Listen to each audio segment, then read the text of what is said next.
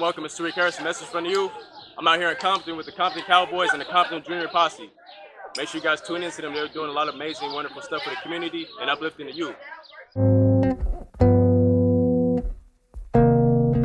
here with a very special guest, Keenan.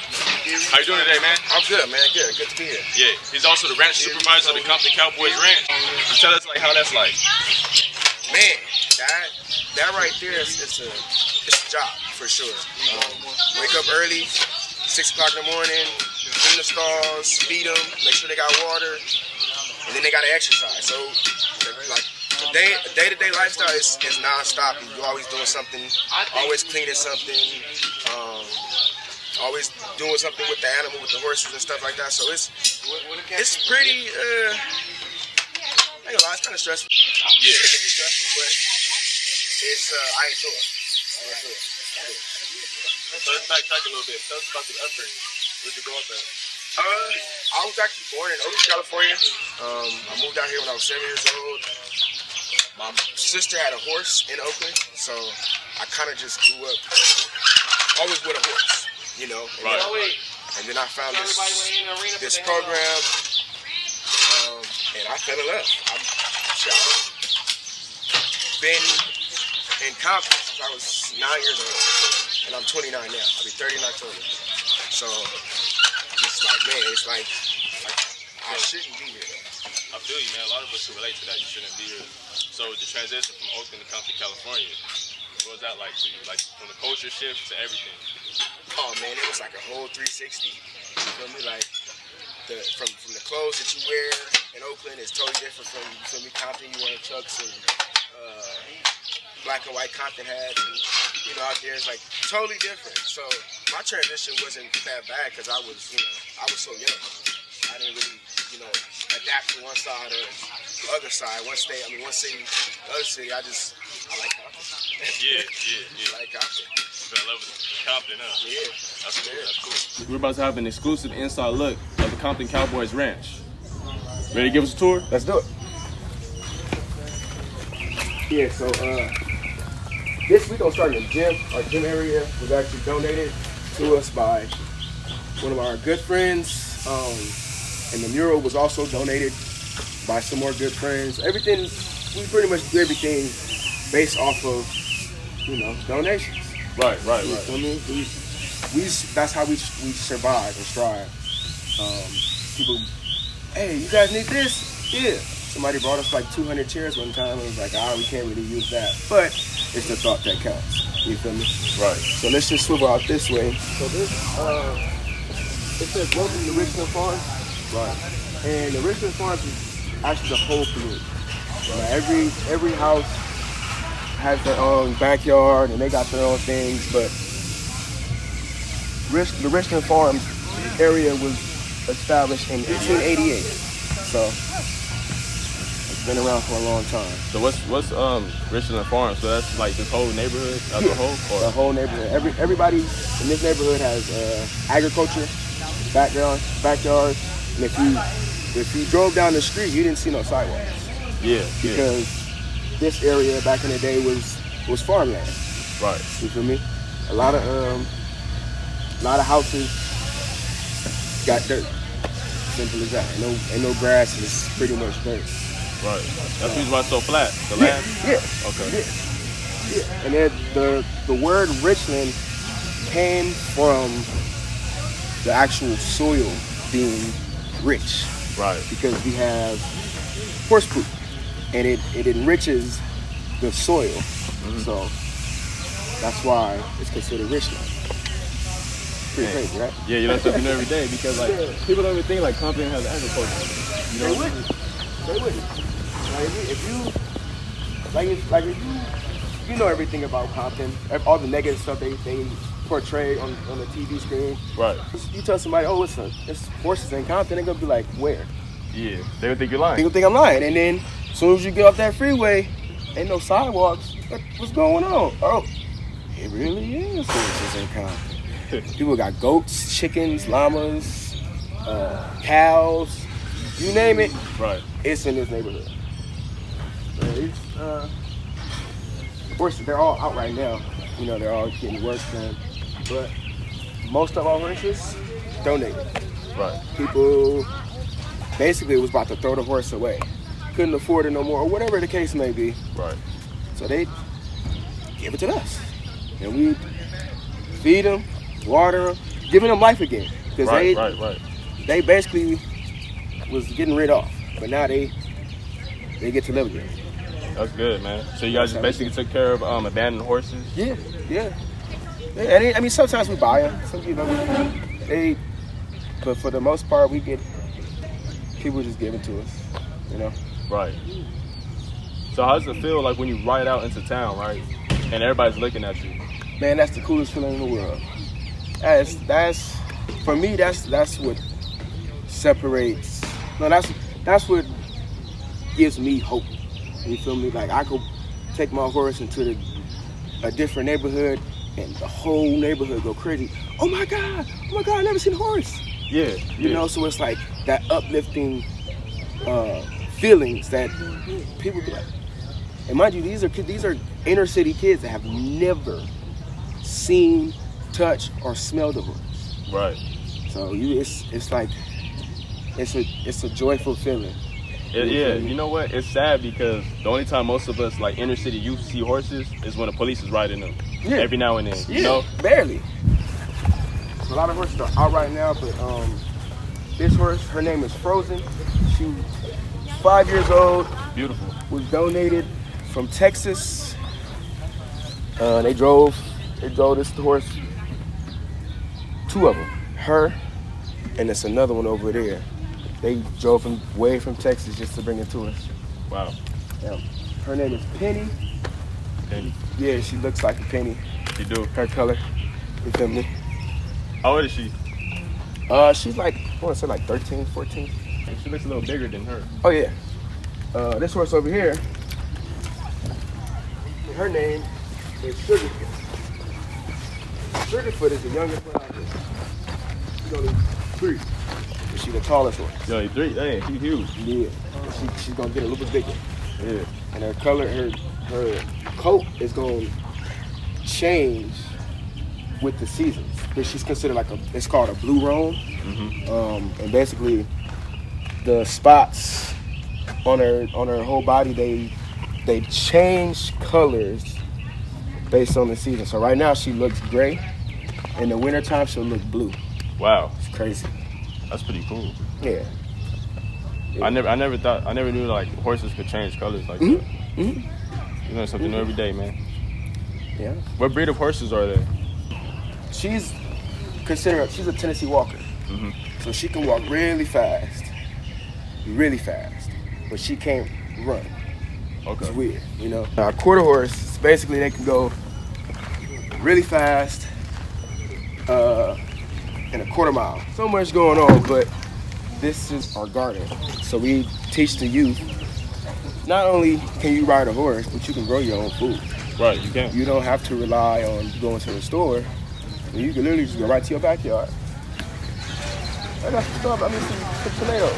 Boom, pick the tomatoes, take them in the house. I'm saving so much money by not going to the store. So like I said, everything over here has been donated. People just give it to us. It's like here.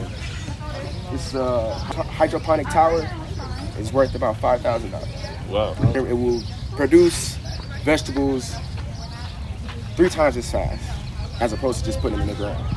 So for the viewers that don't know, what is a hydroponic tower? Hydroponic tower is it's a system set up to produce vegetables really quicker than they would be in the ground. The way it's set up, it's always running, and the water just keeps cycling. It's like recycling its own water to make the plants go faster. It's a whole X, Y, and Z to it, but basically, your food can grow faster. It will grow faster. That's pretty interesting. Yeah. So what types of vegetables are they learning how to cultivate? Tomatoes, we got some pumpkin, some kale.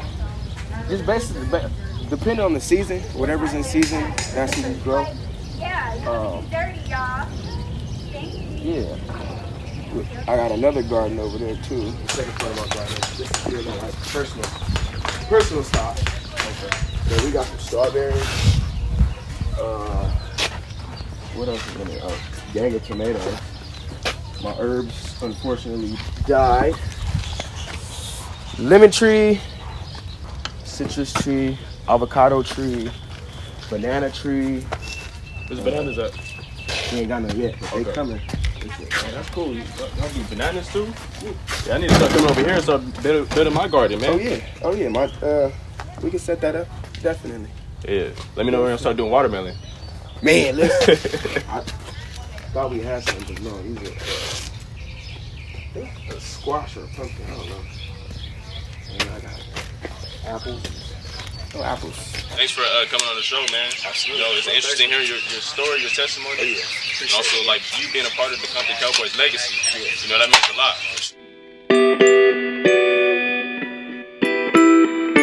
What's up? My name is RandySavvy. I'm the co-founder of Compton Cowboys and executive director of Compton Equestrian. Everything you see here at the ranch, whether it's horses, whether it's staff, whether it's kids, people that work and come do the horses, anything, I'm the one that oversees and manages all of it. And we have a great team, and I really love the team and what we're doing down here. So we're having a good time. Yeah, man, we out here in Compton, man. I have to come check out the Compton Cowboys, man. So much positivity amongst the black youth. And the thing I love about Compton Cowboys Ranch is that it battles against, it really like challenges the stigma of Compton. Compton, California is looked at as a very, dangerous and negative city that has no opportunities whatsoever for our people. But they're here to challenge that narrative and show you guys different. And really uplifting and building the youth. Just tell us about your story, man. Where you came from? What's your upbringing like? I'm born and raised right here. Everything you see right here, I was already born into it. My auntie came down here in the 80s because she wanted to be a cowgirl and she wanted to, grow up having horses and being able to introduce her kids to horses. Right. So she started doing that like in the 80s and early 90s, but then she realized that the community was so malfunctioning. You feel me? Like it was a lot of bad shit going on. Mm-hmm. And she wanted to make a difference. So she noticed that all the kids used to really always want to come ride the horses. They was really attracted to the horses. So she was like, dang, if I can use the horses to attract the kids, I can teach them some good stuff. I can make the community better. So she's just been doing that since then. So I was born into that whole system. You feel me? Right. So now I grew up like this. I grew up doing this ranching, cowboy, horse stuff like my whole life. And then when she was ready to retire in 2018, I was like the next in line to kind of take over the organization for me. She handed me the reins to it. And my thing was, if I'm gonna do it, I wanted to put a new energy onto it. You feel me? Make it modern, make it dope, make it popular on social media type. So we Compton Cowboys established it at that time, like 2017. And we've just been running it up ever since then, man. The goal is to really inspire the kids to look up to them and show them that they can do something different when they come from here. They don't always have to be the same typical trajectory from basketball, sports or music or whatever. Even though I also do music too, which is another conversation. Right. But it's all about just showing them that you can come from wherever you come from, you right here, and also just introducing local kids in the hood to agriculture and horses. So it makes just everything better. The community better, the kids better, more career opportunities. Yeah, lots of opportunities, man, because in San Diego, we don't really see this. But the black youth in San Diego don't see horses, and it's very rare if they do. But the only time we see horses when, like I stated with Keenan, is when the police is right there. Oh, they have a mounted unit out there? Yeah. The mounted unit comes out every now and then downtown, and things like that. Yeah, is that sheriffs or it's like San Diego PD? It's more of like sheriffs. Yeah, sheriffs are real big on horses. They got mounted units in all the sheriff departments. Right. Pretty much. But yeah, that's the whole point, is creating exposure to the lifestyle too, and making it big, because like you said, if the kids never see something, how they gonna chase it? Right. So that's why we wanted to make it hot on social media, because that's where our kids are. It is. You on social media, make it a whole situation, make them go yo, that's dope. And the thing about it, you guys are the role models. So it's like we don't see black cowboys. So how does it make you feel when you ride out into a crowd and everybody's looking at you? Yeah, it feels great. It feels like you feel like a superhero or something. And it's just so cool to be able to inspire and encourage people. They look up to us. They literally looking up to us to be on the horse, but just to see the look in their face, they're just so mesmerized by the whole situation. Right. And that makes you feel good, because you're out here doing right, trying to get the kids on the right path and change the world, really. Like I say, change the narrative about everything, about the hood, about black people, about Compton, about cowboys, about the United States of America, and history, all that. We're trying to reshape everything and bring back the culture, the vibes, and tradition that we come from. But also, too, just making the world a better place in the process and just having fun with it. That's the main thing. It's like, the kids ain't gonna want to do nothing if it ain't dope and it ain't fun. That's true. So, our thing was, how do we introduce kids into nature without it being just boring? How do we introduce them to horses without it just being like them feeling like they don't belong? Right. We got to make it fresh, make it cool, make it dope, put the music with it, put the vibe with it, and then the kids be like, oh, that's dope. Especially in the hood, kids from the hood, they got to have that vibe. Yeah. So when you put that vibe with it, boom, they into it and then you win. Yeah, especially when the horses start dancing.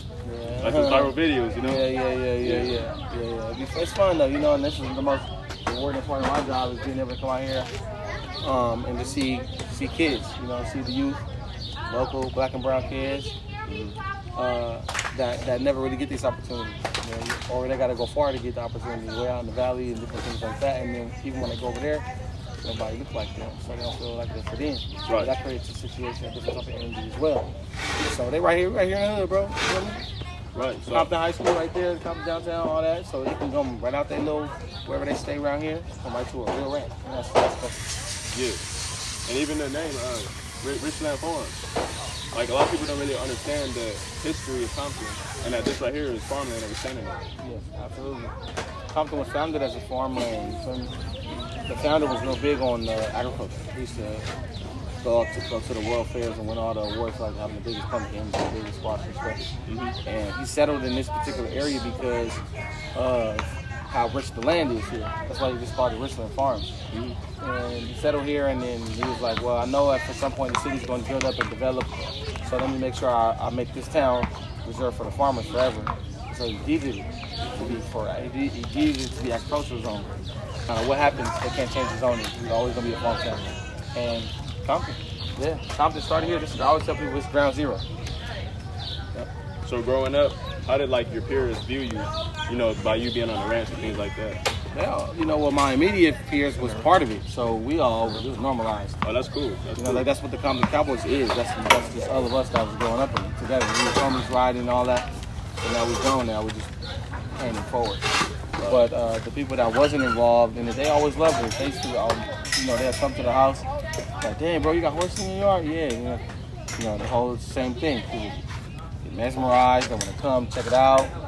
And then in the hood and the surrounding, everybody that always knew me or ever knew us, they was always into it. They was always like supportive. They always thought it was really cool, different, fresh, and it's always been a good thing. That's what's up. So like in the book it was mentioned how, like, you know, some stray bullets hit horses and things like that, unfortunate like circumstances. And that right there speaks to me like volumes of trauma, you know what I mean? And like those of us in inner cities always experience trauma. Yes, sir. But the thing is, like, trauma, like, can make us, it's either gonna make you stronger or it's gonna make you give up. And one thing about the Compton Cowboys, y'all never give up. You know? Yeah, I mean, these horses help us every day with the trauma. You know, the black community, especially in the hood, is very profoundly affected by PTSD. Yes. Post-traumatic stress syndrome, if you didn't know what I'm talking about. But it just comes from a lot, man. It's passed down through slavery. We was traumatized from slavery on forward. And been traumatized ever since as a people. So we got to work on that as the people wake up, talk to each other, have honest conversations, and find outlets and remedies to it. You know, our thing is the horses. Right. The ranch and the horses are therapy for us. They help us calm down, help us relax, help us. So that's why our motto is "Streets raised us, horses saved us." Not only do the horses give us escape from the streets and an opportunity and an outlet, but they continue to be spiritual guides as well, spiritual balancing figures. They'll help you feel better in the process, not just keep you away from the bad, but actually when you're dealing with them, you're feeling better every time. So, and that's a continuous thing. That continues. And these horses save my life every day. They save all of our lives every day because when we wake up, we get to come back here, and it helps you refresh in your spirit. Right. Sometimes you can get caught up in living a city life and all this man-made stuff, and then you don't realize, like, you know, why your energy might be off or you don't know what's going on. You got to be connected to nature. You know what I mean? You got to be able to go outside, hear the birds, just feel the sunlight, watch the animals, touch them, you feel me? Touch the ground, the earth, And then that's part of our code and how it was designed. So we can't get away from that. So that's what we big on. That's true. And I think it goes both ways. I think you guys were saved by the horses, but you guys also saved the horses. Oh yeah. Like Keenan stated, he said, you know, like a lot of the horses were abandoned and not really cared for, but you guys came in and you guys like you took care of them. You know? Yeah, I mean, we get horses from all over, and they come from different backgrounds, different situations, different like everything. And we definitely pride ourselves on being like a great new home for a horse. We haven't necessarily raised up any horses from young. Well, we're raising one right now. Sugarfoot over there in the corner is a baby, but for the most part, the horses we have gotten have all come from different situations. Like different family couldn't take care of one, so I went up there and got it. You know, or somebody said, "Hey, I got this horse. I got to send you guys because we're leaving or moving." Somebody send us a horse. Different things like that. As long as we have the space, which we're very big on making sure we have the right space. Because horses, they're a lot. You feel me? You can't put the wrong ones next to each other. Right. You got to be able to take care of them and give them space to live and breathe and exist, and also be healthy and not be hurt. So we curated our space very specifically, and we love to have it. We love the fact that it's a great home for horses. Horses come here and they be happy. You can tell. They eating. Horses be happy when they're eating good and they running around. They happy. You feel me? Right. So all our horses, I've been, you know, if you look at them or spend time with them, you'll realize like it feels good. You know? They do. And also the kids too. The kids love it here. Every kid over here has a smile on their face. Definitely. I mean, kids, that's what it was. We was those kids. You know, we used to be back here, same age. Never want to go home. You feel me?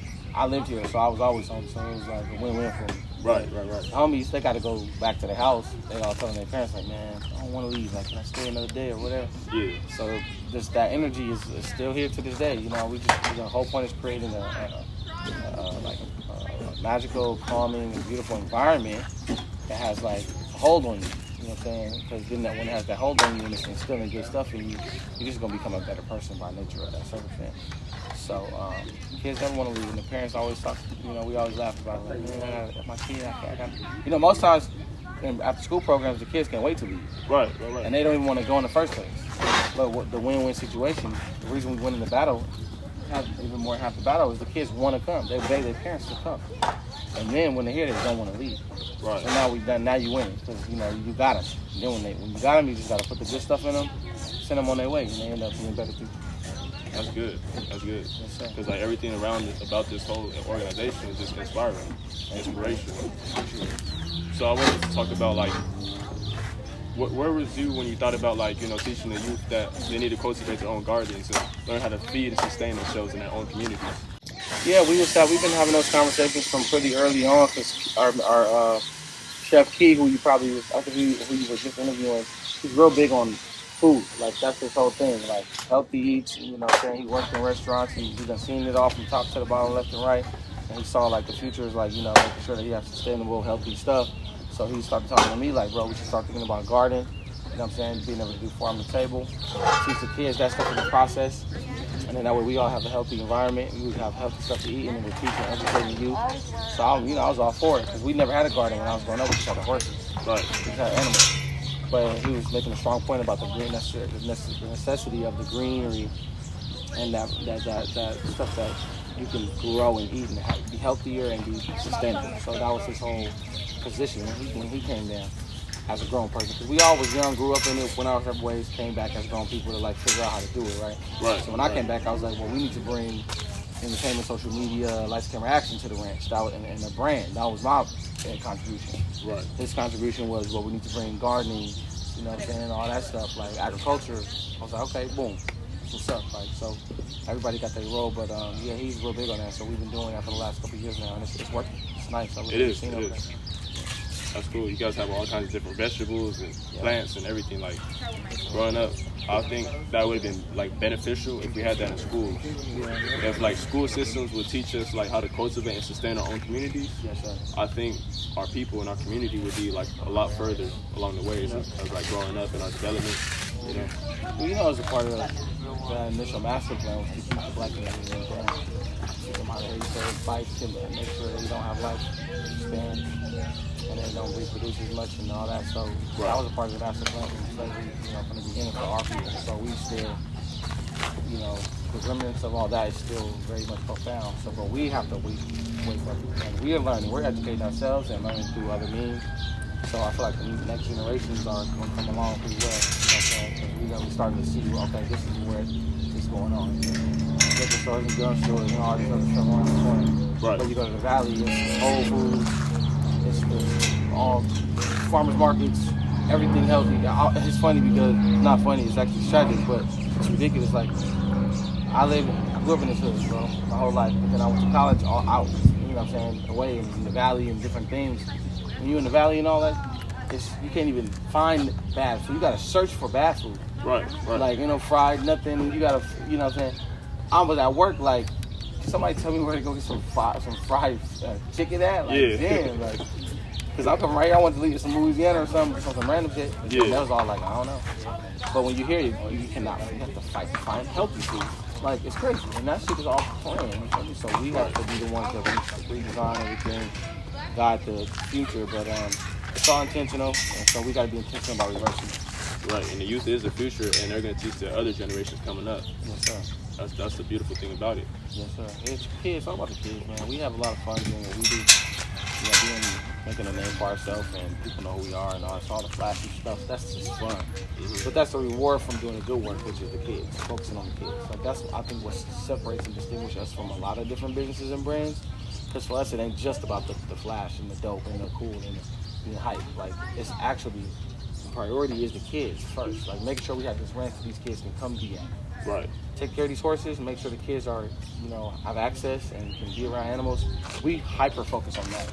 And then everything else just comes with it. You know what I'm saying? Right. The love, all that, the opportunities and stuff. So, we doing it. We feel like we're doing it right. We on our mission. We got a lot of work to do. But we got a big dream, big mission. We want to be able to do this kind of operation, go on a worldwide basis, on a global scale, have ranches all over in like parts where you wouldn't expect them to be or where they really are needed. Like, go to some hoods in Africa, you feel me? Go to some hoods in the islands, go to some hoods in the UK, you feel me? And boom, put a ranch, get a dozen horses, some stables, some gardens, see what happens to the community, you know what I'm saying? Just see what happens to the community. And I feel like, it will change because it has been enough for us. Yeah, and it is an international movement.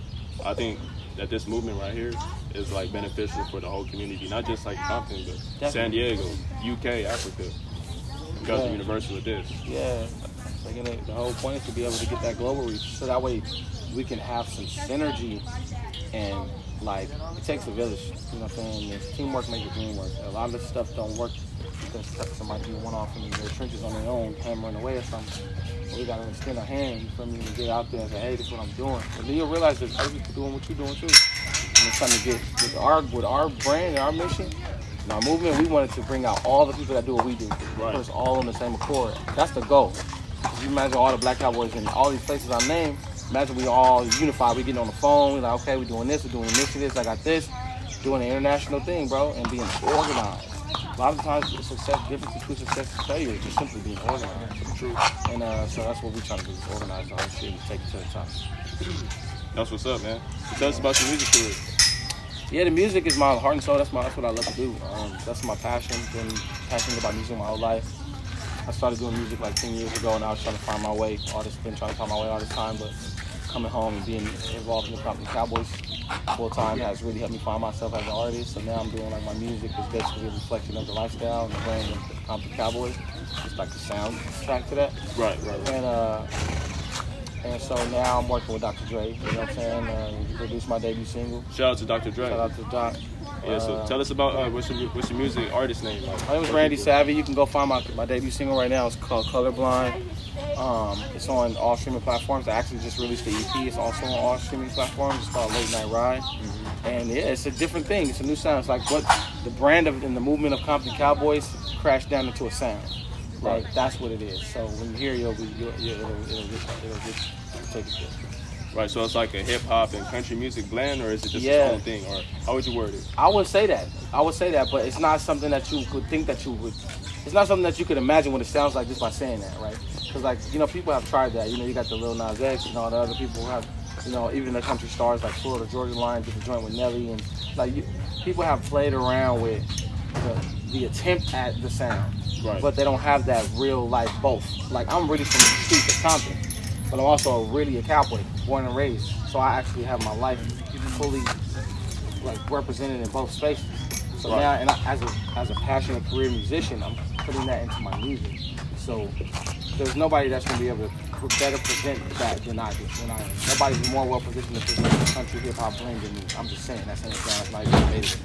Compton, Cowboy, one town. You feel me? So when you hear my stuff, you're gonna be like, damn, it's like, is this country? Is it trap? Is it street? Is it West Coast hip hop? No, it's just me. It's just Randy. You feel me? Like, it's just me, bro. And it's once I found it, that's the direction, which was like over the last couple of years. I just been finding it, getting it cleaner and cleaner. And now I feel like I got it. I know what to do with it now. Like, and that's when you got people like Dre who reaches out, brought me in, produced my single for me to put out my first debut song I ever released as an artist, RandySavvy. Right. Dr. Dre record, you feel me? So like that's how I know I'm on the right path. We got that level of like real professional industry, high level folks that respect, like, yo, you got it. Yeah, that's cool though, because the reason why it's so cool is because Dr. Dre is also another Compton legend. So it's like basically two legendary movements working in one. Absolutely. Different generations but colliding for the same purpose, uplifting the black community. Absolutely. And I don't even know if a lot of people recognize, but our brand is basically a reimagining of NWA, but including horses in the mix. Right. So, you know what I'm saying? You see us out, we be all black and white. Our brand, our Old English, you feel me? If you look at our brand, it's very synonymous with NWA. You feel me? Very reflective of what they was doing. Going against the grain, but for a righteous purpose, you feel me? And being Compton first, you know what I mean? And being unapologetic and brave and bold about that. And I'm not afraid to take whatever come with that, but knowing that it's all about a bigger mission and a bigger cause. So, like even if you look at this, even if you're looking at that, at the mural, like literally that could be an NWA mural if you take the horses out, you know what I'm saying? So, yeah. That's what it's all about. It definitely has that old school Compton feel. Definitely. And the people that ain't even from Compton is gonna like gravitate towards it, and they're gonna know it's like authentically Compton. Absolutely, bro. Absolutely. So you see what's going on. I appreciate the fact that you recognize it too, because that's the whole point. Is like doing something that resonates. People go, oh, okay, I get that. I see what you're doing. Makes sense. And let's do it. And so that's what we've been doing. Just curating this for the last few years, man. And we're happy about the success of it. We got a lot of work to do, but we're happy. We're blessed. We highly favored. You feel me? We're fortunate. So we just stay humble, keep our head down, work. Right. That's what it's all about. So what is your message to the youth? Believe in yourself. And the odds will be stacked against you no matter what. Some people's odds are stacked higher than others, but you can make it. It's all about that perseverance, believing in yourself. Get out there and try to do whatever you're trying to do, and don't be afraid to reach out, ask for help, and just be so like in your mind, like I'm gonna do this. Like, don't even take no for an answer. You know what I'm saying? Because a lot of people are gonna try to knock you down, tell you this, tell you what you can't do. A lot of people just don't have a lot of confidence because they didn't do something right. You know what I'm saying? They know how society is and they're trying to protect you, but you gotta believe in yourself. Put it in your heart, reach out to people that may be able to help you, and really go for it. Really go for it. Yeah. Thanks for coming on the show, man. It's a pleasure being out here in Compton. I enjoyed being on the ranch. Man, I love it here. Thank you, man. Definitely got to come back. Yeah, definitely, man. Much love, brother. Yeah, appreciate you. So how does it feel to be working with the Compton Cowboys? How does it feel to be? Well, it's pretty nice. This is my first time here riding horses. I really enjoy it. That's cool. What about you, Charlie? Well, I really love to ride on a horse because it's fun. My experience here, it's pretty fun. It keeps me entertained, and I like to interact with the horses. Oh, I'm a staff here, but I like working with the kids. I've been here for a long time. It's fun being here. It's fun, like, interacting with bigger animals that are, like, bigger than you, and most animals that people don't really work with. So it's nice being here. Well, it's the same as Nami. It's my first time being here. It's really fun. You get to ride the horses, groom them, and it's actually really fun. What do you guys want to be when you grow up? Maybe a horse trainer, archaeologist or something. Ooh, archaeologist. That's cool. What about you, Charlie? I want to be a vet. A vet. I would also like to be a veterinarian to work with animals. Good. I want to be a nurse. Anything that got to do with animals. I'll be an engineer. How long has the Compton Junior Posse existed? I've been doing this for 4 years, but I have stopped for a while. I just came back to work with the kids and the horses. I've been doing this for about 3 years. My dad used to work here and volunteer, so I've been coming here for a few years. Me and my sister have been here for a few months, maybe like 2 or 3. No, I've been here for like, I don't know, like 3, 4 years. 5 days. 5 days. 5 days. How does it make you guys feel every day? It's very tiring, but it also keeps me entertained, and since there's nothing really else to do around here anymore, it keeps me really entertained, and I like it. Yeah, tiring, but same thing, same, keep me entertained as well. It makes me feel good just being able to like work with bigger animals, I guess, and it's just fun being around, like interacting with people and stuff like that. It feels great to be around here. Thank you guys for coming onto the show. This is the Compton Junior Posse. What do you guys want to be when you grow up? I love horseback riding, but it's more of a hobby for me. I want to be like a doctor, an anesthesiologist, because they make a lot of money and it's fun. So yeah, but I'll always do horseback riding as a hobby and stuff like that. Me, I would like to go to the Olympics and like start my own program because I like the interaction with kids and stuff and horses, and yeah. What do you guys do at the ranch right now? Right now we're staff, so for the little kids, we just help them ride, gardening, learning the specifics about a saddle, the bridle, and just all the terms of the horseback riding, English and Western. I'm on the English side because I don't really know much about Western. So basically here, we're just helping the little kids learn how to ride in the basics. And either they take the Western and English route, and then we're teaching them like the techniques and the terms of what different things are called, or what different parts of the saddle called, or what different parts of the horse is called, all different types of stuff. Yeah. That's cool. How's it like working with the Compton Cowboys? It's really cool because, they were here, and then they grow up, and then we were here when we were little, and then it's just kind of like full circle on how everything is now, because I just remember being here when I was younger, and now I'm staff.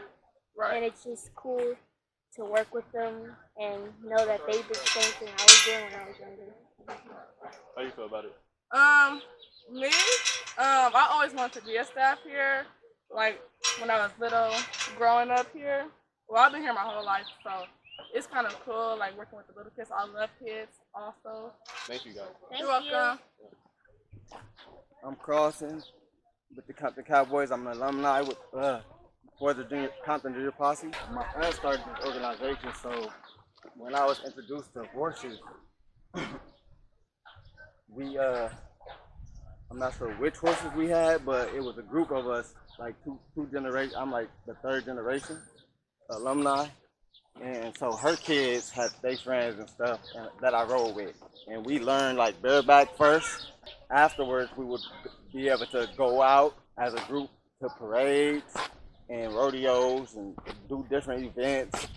A few rodeo events is the triple barrel, the single barrel, the pole bending, some other events like the rescue relay and the 4-man relay. The 4-man relay was like the main event because you know how a team of track stars would do a relay. Right. They would hand off the baton. It's the same type of relay on the horse. And that was one of the main events. The other one was the rescue relay. People don't really know about. I would have to go down to one of the barrels and pick up somebody, put them on my horse, and speed back to the other side.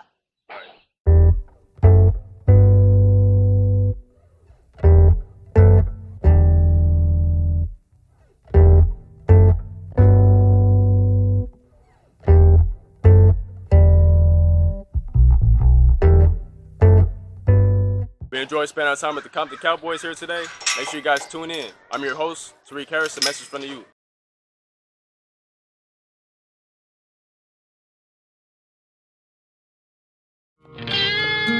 Red light, blue light, yellow tape, black face, white chalk on the ground. Sometime I wish I was colorblind, cause that shit bring me down. Knew a couple soldiers that went on some missions, lost and ain't been found. We bless the bottle, then pass it around. I'm so tired of that. I wonder will it ever change? Been praying all my life for better days. Too many vacations. Mama's pillows looking like they been out in the rain. And niggas still gang banging. Nah, I can't blame them. Tell me what you'll do if that was the only family you ever knew. Red or blue, you gon' die for them cause they done die for you. That's the truth. Eulogies to prove it. Niggas ain't stupid. Niggas know exactly what we doing.